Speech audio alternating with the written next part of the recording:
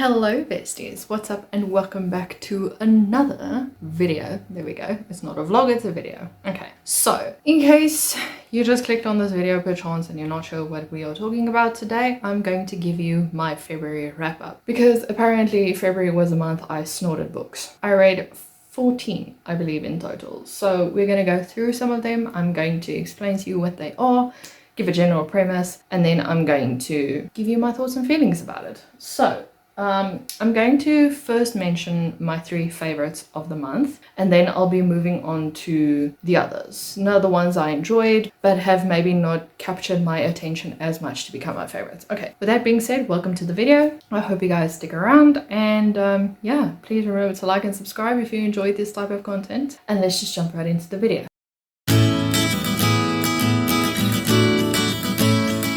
So my favorites of the month were The Sevene Slip by Ashley Poston, Gold by Raven Kennedy, and Frostbitten, Still Shiny by Kelly Armstrong.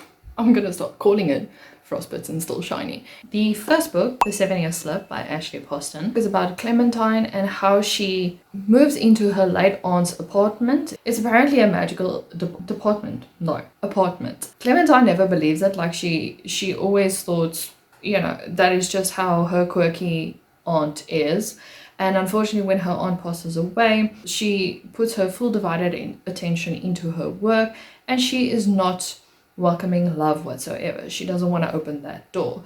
And then obviously this flat, being magical, sends her 7 years in the past where she meets Ewan and she starts falling in love. Now, I gave this book 5 stars, obviously, because it's part of my favorites. And what I liked about this book, it was just such a quirky, fun kind of, how can I say, romantic comedy. Ashley Poston has a writing style that just sucks me in. I really adore her writing style. And she takes a twist on romantic works that I just love. It kind of has a sprinkle of fantasy in it, if you want to call it that. Even The Dead Romantics by Ashley Poston was just such a fun read for me, and I really enjoyed it. And I can't wait to read more of her books. Now, what you must know about Ewan is when you meet him, he is kind of this sweet guy. He names his knives after Jane Eyre characters, which is pretty random, but he does change over the years, and unfortunately Clementine doesn't realize that, and she continues to compare him to the past person that she met. The only thing I do have to mention, if it does bother a few people, is the love is kind of insta-lovey. So they feel attraction towards one another pretty quickly. And I didn't feel like that was such a bothersome thing for me in this book, because there was banter, yes, and there was this slight, oh, I like you, so let me just act on my feelings. But I think this is the first book where there's insta love, and I didn't care. It was such a beautiful book to me, and I really enjoyed it. Now, my next favorite was Gold by Raven Kennedy. I will soon put up a vlog for this. This is the 5th book in the Play to Prisoner series, and because I don't want to spoil anything, I'll give you an indication of what the first book, which is Guild, is about. And basically Guild is about a golden touched girl named Oren, or woman named Oren, and she is basically held captive by King Midas because she is such a precious treasure to him that he doesn't want anyone to be around her, so she's kept in a gilded cage. And throughout her journey, she starts learning the true meaning of who she is and the secrets that have been kept from her for all her life. And I really enjoyed it. It was action-packed, it was captivating. There are some few characters in this book where I was like, I don't see why you're here, I really don't care. And I feel like the more we get into the series, the further away we move from Oren and the whole gang, if I want to call it that. We are not focused on them anymore. We are focused more on the kingdom, which is kind of, it went from a romantasy building up to kind of a fantasy feel. And I feel like that was a bit disappointing to me, but nonetheless, I really still enjoyed it. I enjoyed how can I say this without spoiling it? I enjoyed the action certain characters took in order to not to progress the plot, but to get where they wanted to be and to find solutions for their current problem. It was all just amazing. Like I said, I don't want to spoil a lot. Obviously, you're going to watch the vlog because you know about the series, but because there I give a few minor spoilers, but because this is a review, I don't want to give away a lot of spoilers. Just know it was very enjoyable. I really enjoyed Oren as a character. She has grown so much from the first book. I actually stopped reading the series first when I read the first book because the first book started out so weird. But if you are willing to give this book a try or the series a try, just either skip the first book because it's kind of like a prequel or novella and dive right into the second book, if you want to call it, which I think is Glint. I might be wrong, but I'll put a picture up here for the second book. Then my last favorite was Frostbitten Still Shining Kelly Armstrong by Kelly Armstrong.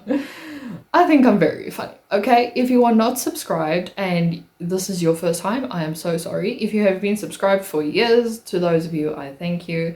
Thank you for continuing enjoying my funny banter with myself because I clearly am hilarious. Anyway, Frostbitten follows Elena Michaels, and she is the only female werewolf in the world. Not just in America, not just in Canada, in the world. And she has been going through stuff, and she has been going through a lot of emotions from the first book, which was Bitten. I've talked a lot about that book on my channel as well, and I'll link the video vlog up here if you want to go check out what I'm actually talking about. But in this book, we follow Elena as she's struggling with a big milestone coming up while she is in the pack, as well as investigating a series of murders that is happening in Anchorage. And while she and her mate, Clay, is busy investigating these things, there's a lot of things happening that will make her question her whole existence.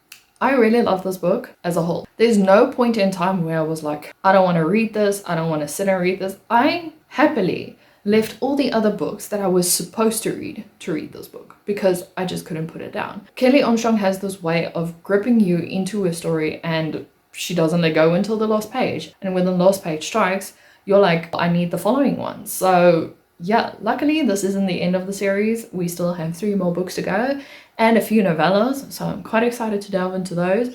But I gave this one, obviously, 5 stars. Please also just check the trigger warnings with this series and especially this book as well. This one, I feel, can be a bit triggering for a lot of people because, yeah, there's some things that happen in here that are like, whoa, okay, it's a bit much. But yeah, love this book. We'll always love a Kelly Armstrong book, especially when it's surrounding Elena Michaels. Now we move on to the next books, and these are in no particular order. I just stack them and then I'm picking them up. The next book I read was Me Before You by Jojo Moyes, and this follows Lou Clark. I think it's Lou. I might be wrong.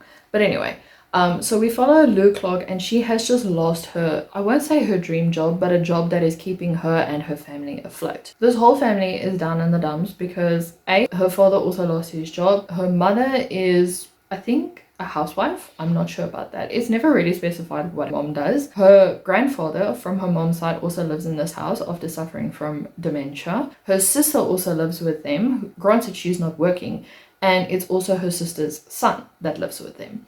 So Lou and her father are like the only breadwinners in this family, and they are trying to support this cast of characters while England is in a recession. So you can just imagine it is quite harrowing, it is quite nerve-wracking when you lose your job about this. And then we also get Will Traynor, who is paralyzed from the neck down after a motorcycle accident. And Lou ends up working for this family to look after Will, and they end up bonding over, you know, just random things, Lou's quirky way of dressing, and Will just being the grumpy man that he is basically a Grumpy Sunshine kind of book. Lou is severe sunshine. If you've watched the movie, this is basically just the movie with words, with a few added extra stuff. I gave this book a 3 stars. I think this would have been more impactful if I read the book first and then watched the movie. But the problem is I saw the movie a few years back, I think 7 years ago, cried my eyes out. And then I read this because I wanted a cry session and I thought, hey, you know, this might help. No, it didn't. I did feel tears welling up, but because I knew the premise of the book, I felt like it was really kind of a miss for me. So I don't know, I would suggest either read the book or watch the movie. Yes, read the book first and then watch the movie, but it was nice to read. I don't want to give anything away for those who haven't read it yet or anything, but it has very nice social commentary on that was our bathroom door. Okay, about just things that happen in your life and the actions you take towards them. So yeah, maybe the next book in the series will be better, but who knows. The next book is a chunker, but I'm very happy I read this. And it's House of Sky and Breath by Sarah J. Maas. Now, if you don't know about the series, I'm sorry if I'm spamming you with this series. You know, it's been all over YouTube nowadays, but for those of you who don't know what this book is about, we follow main female character Bryce Quinlan, and she is a party girl by night and I would say working kind of girl by day, and that's how she spends most of her time, partying with her best friends. And then one day, while out partying, she comes home and discovers that her best friend has been killed. The person who the authorities believe is behind her killing has also been part of a rebel group, so they arrest him. About a year later, the killings start again, the same as how her best friend had died. And she is then teamed up with Hunt Athalar, who is an archangel, and they are trying to solve this murder before like a series of events happen that is kind of big in the city. And the second book is just a follow-up of things that happen, things that are escalating, more secrets that are being involved around this best friend that has been killed, and just the rulers of the world. I think that's plainly how I can put it without giving too much spoilers. I don't know if you would call that a spoiler, but anyway, I gave this book 5 stars. Initially, when I first read this book last year, I think I gave it a 4.5 out of 5 stars. And I'm not gonna back down on my 5-star rating because I really enjoyed this book. I really enjoyed going through the motions again, seeing kind of Easter eggs that I missed in the first read with this book. I agree with a lot of people that said this book wasn't as good as House of Flame and Shadow. And this book is more leaning towards the romanticy side, but more towards the romance side. Like, there's a lot of pining and there's a lot of smut scenes and things that we don't necessarily see in Sarah J. Maas books. Yes, we do see them, but we don't see them as much as we did in this book. I wouldn't say I hated it, but I also felt like there were moments in time when this book stagnated and we had nowhere to go, and it was just a page filler. But I did enjoy it. There were some funny moments as well, especially the banter between Hunt and Bryce. They are hilarious. I really enjoy them. And then the other cast of characters is also fun. It's just an all-around good time. I really love the series. I would rate it as Throne of Glass, Crescent City, and then the Akatar series. All around a good series. I don't know if it's going to continue. I did read House of Flame and Shadow, and that review will be up next month. But yeah. The next book is Hoffman Adventure by Evelyne Brickwood, and this is about a girl from Germany. I think her name is Isabella, yeah. And she's the constant rebel in the family. Like, no matter what happens, she's the constant rebel. She will always question her mother's authority, and because this is the 1970s, psychology just came into play. I think it is the 1970s, around there, where people started praising psychology and whatnot. So her mom believes sending her to a hypnotherapist will solve her, how can I say, her attitude problems. So she goes to this hypnotherapist, and later along the line, while the therapist in the hypnotherapist, he starts discussing about doing hypnotherapy and seeing if he can hypnotize a person to go into their past life. And Isabel is like, yeah, let's do it. I'm game. So he starts hypnotizing her, and she discovers that she's kind of like this monarch or very important person in the past. She has caught the attention of 2 men, and they both are pining after her and both want to marry her, but she can only marry the one, you know, that kind of thing. And then years later, after she forgets about this hypnotherapist, she goes to Pakistan, and her mind starts sending her back to her past thoughts or hypnotherapy sessions with this doctor and how things escalated from there. Now, let me explain something first, because I see a lot of people, they bash this book, and I can understand where their passions come from. This is an adventure mystery.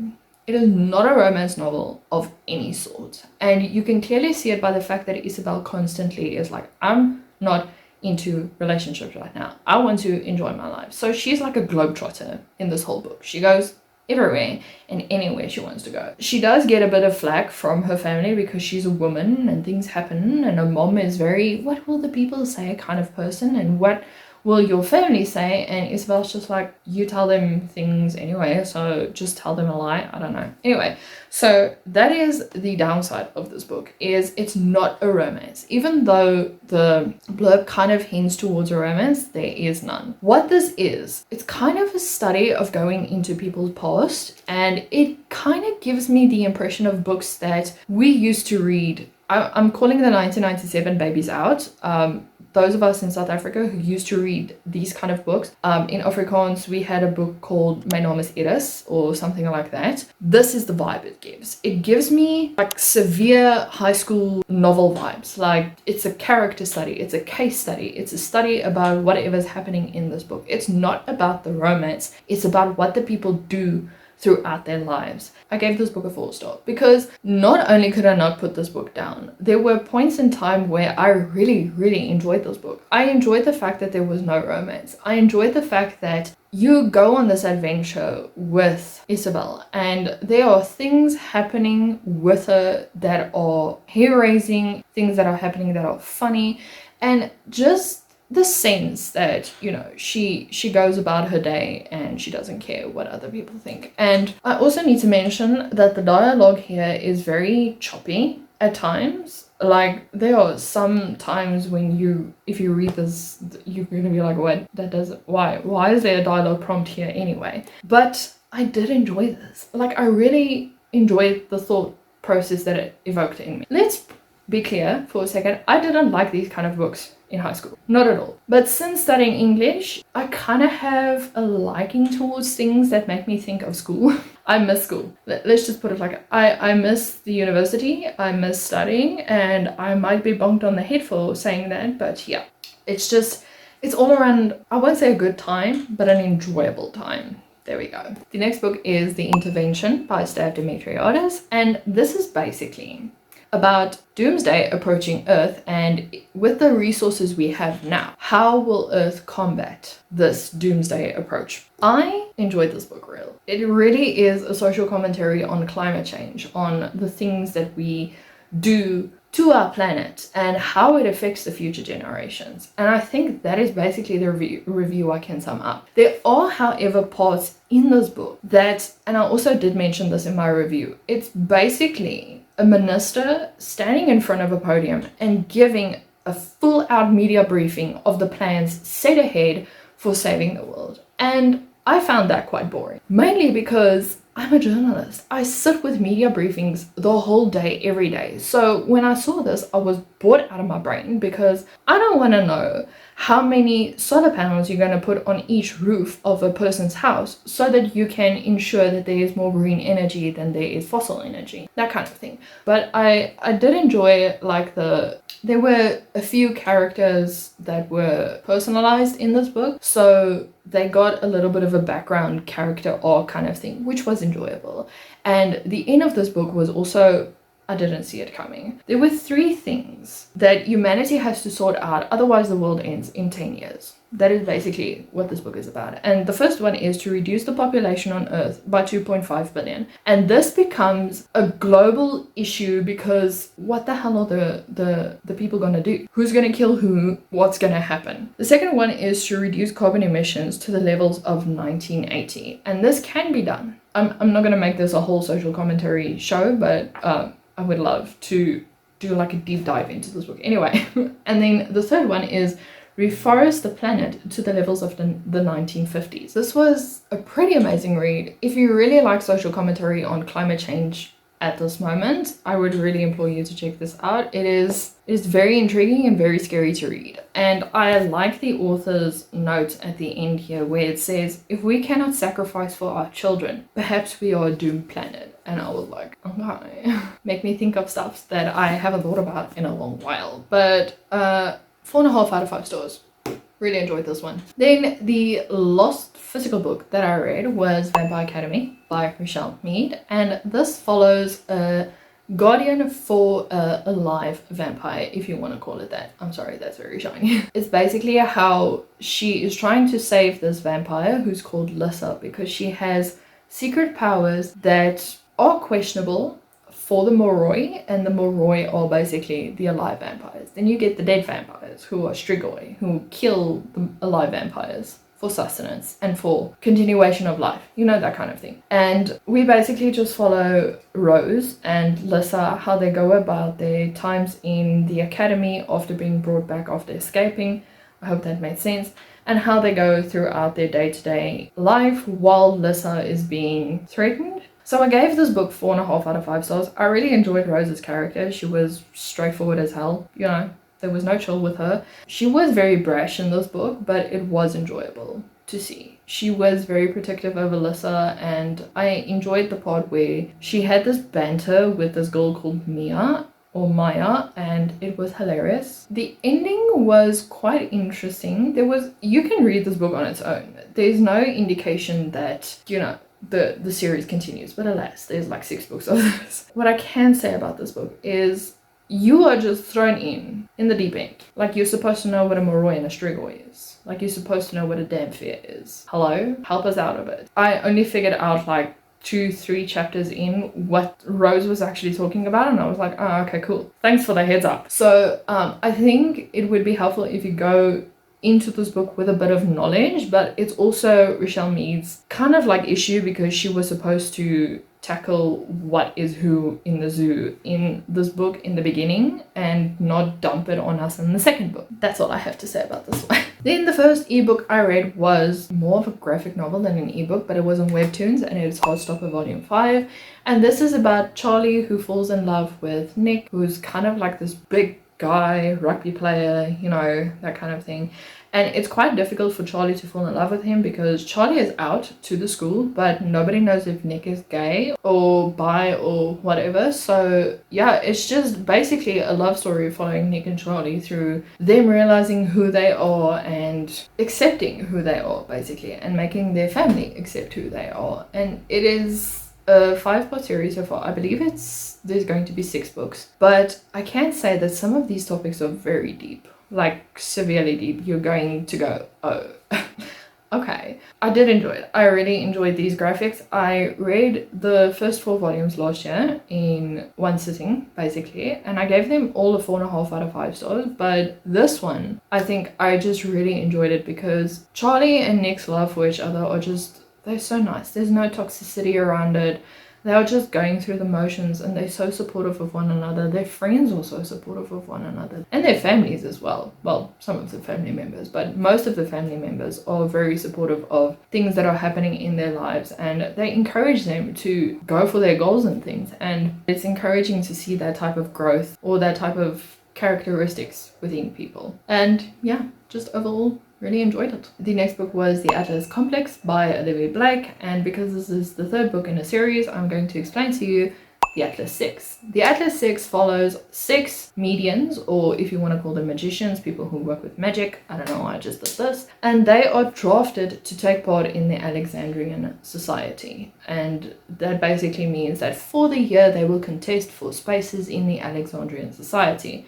The kicker is there's only going to be 5 spots, and there's 6 of them. Do the math. You know, like I say, this is the 3rd book, 5 stars. This was so enjoyable. Like, I really enjoyed it. There were times where as I read this book, I was like, what is happening? My brain frazzled, and I was just like, I don't know where to touch, I don't know where to go, I don't know what's happening. I'm just going through the motions.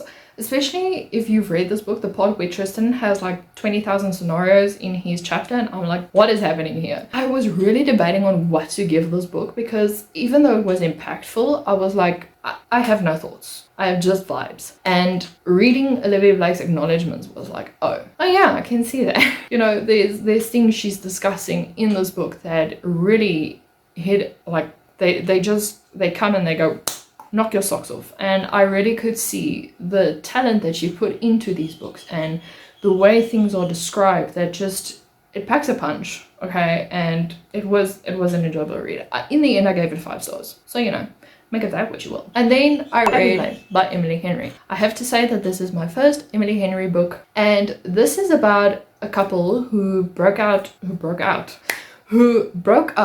6 months ago, and now they invited for a last hurrah to their college friends' vacation home in Maine. Hey, I don't know how you people with fringes do it. I'm that people, and I'm getting annoyed. So they are invited to this house in Maine for the last time, and unbeknownst to the female main character, her ex is also there. So they decide to make this pact to act as if they are still together for the week that they are in this vacation home. And then at the end of this vacation, they will tell their friends, listen, we broke up like 6 months ago because of things that happened between us. It's a second chance romance if you are interested in those kinds. I don't necessarily read second chance romances, but this one was really enjoyable. I think this is the third second chance romance I've read. It was fun to read. It was impactful. I really enjoyed it. I enjoyed the banter. I enjoyed the narrator skipping from the past to the present and what happened in the past, so things made sense in the present. It was a very unique way of writing it, and it kept me sucked in. It kept me gripped, and I just wanted more. The female main character's one friend, I can't remember what's her name, but she was a bit much at times. Like, there were times where I was like, man, I need you to dial it down. You're a bit too much. Anyway, but I did give this book 5 stars. Then the next book was Divine Rivals by Rebecca Ross, and this book is about Iris and Roman being rivals at like a war newspaper gazette kind of thing. They write about the war that is happening between two gods that have awoken after 100 years of slumber. And they're constantly competing for a space to become the editor or, like a higher up person. And throughout their journey, it ends up that Iris and Roman communicate through letters written on a secret typewriter, but one of them doesn't know who the other one is. I don't know how to explain this book to you. I gave it a 3.5 out of 5 stars, and I'm so sorry for the people who like this book, but I was upset. I was confused. I don't know. I still feel unsure about this book, and it's not that it was a bad book. I love the writing style. The writing style was so gripping, but there were things in this book that didn't make any sense to me. I don't know how to review this book because I'm not sure what to say about this book. Yes, it was enjoyable. Yes, the writing style was enjoyable, but at the same time I was like, okay, can we get context about something? Like, for example, and I said this here in my vlog as well, which will be up one day, but just for context, I didn't know that there was going to be a war between gods. I just thought it was these two who work for a newspaper who are rivals and then who talk through this typewriter thing. Unbeknownst to me, this god war is coming in, and I'm just like, why would you throw that in? I mean, it probably will make sense once I read the next book, whose name I continue to forget. But anyway, it was just, I don't know, it was an underwhelming book for me. And let me just stress this, 3.5 by no means is a bad star rating. It wasn't the book for me. But I am willing to read the next book. That's all I can say about this one. And then finally, because this video has been going on for over 40 minutes, finally, the last book I read was When Wishes Bleed by Casey L. Bond. So what this book is about is we follow the daughter of Fate. What's her name? Sable. There we go. And she one day crosses paths with a prince who she then reads his fate into him ending up being killed by someone they don't know. Instead of taking this in his stride and accepting his fate, the following day he asks her to come to his castle to participate in a queen trial. It is not like the queen trials in the Red Queen or something along those lines, like a combat to the death kind of thing. It's The Bachelor, but fantasy. He goes on a lot of dates, gets to know the princesses and everything, but not the princesses, the suitors. Suities? The girl suitor. Anyway, and throughout this journey, she has to try and save his life through everything that is happening with him. And thoughts arise about who is actually guilty in the circle. And it turns out it's not who you think it is, because there's a twist there that I didn't see coming, and I felt like it was a bit useless because it would have been more impactful if it was someone in the circle. Romantasy, fantasy kind of thing. I wouldn't say it's full on romantasy because there's like no spicy scenes or anything. It's just these two liking each other and them not acting on it because it's wrong, because she's a witch and he's the prince and the people won't accept that kind of thing. So with that being said, I really enjoyed the elements of this because there are 5 witch houses in here, and each of them have these unique abilities that are awesome, and it was just all around a good time. I also liked Sable as a character. She was a very strong character, and the prince as well, even though I forgot his name. Torin. Yeah, because I kept thinking it sounds like Lauren with a T, so his name's Torin. He's sweet as hell. I like him. I'm really happy with the trajectory that happened in this book. And then we also get her best friend, like her only best friend, if you want to call him that. He's super protective over her, like painstakingly protective over her. And it gets annoying at some times. So at points I was just like, can you send him home, please? Because I'm tired of him. Why is he here? But yeah, really enjoyed it. I think I'll range around 4.5 out of 5 stars for this book. But it was all around an enjoyable time, an enjoyable month. As you can see, it was a really good month for me. I think, yeah, that is the last of that. I really hope you guys enjoyed this video. If you did, please remember to like and subscribe. Let me know down below which of these books you'll be interested in, which of these books you read, or how many books you read in February and which one was your favorite. And I'll see you guys in a video on Monday. Bye!